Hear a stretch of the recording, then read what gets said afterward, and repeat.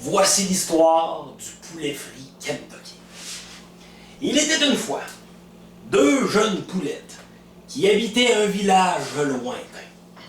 En plus de vivre dans la solitude et la pauvreté, les deux jeunes poulettes vivaient aussi dans la peur. Parce qu'il y avait une légende qu'un monstre rôdait autour du village. Et par malchance, un jour, le monstre arriva au village. Le monstre, c'était lui.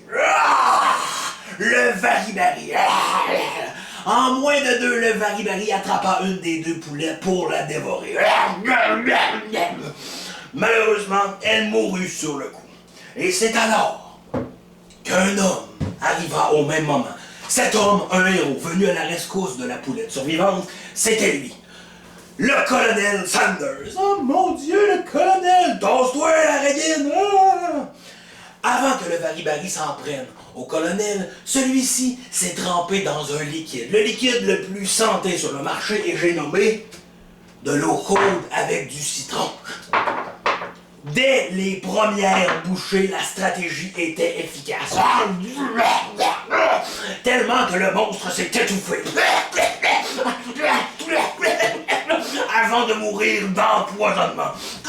Donc, veut sentir. C'est pas trop par tout. Des gaviscons. La jeune poulette était folle de joie. Oh mon Dieu, le colonel, vous m'avez sauvé. Ta gueule, ta gueule!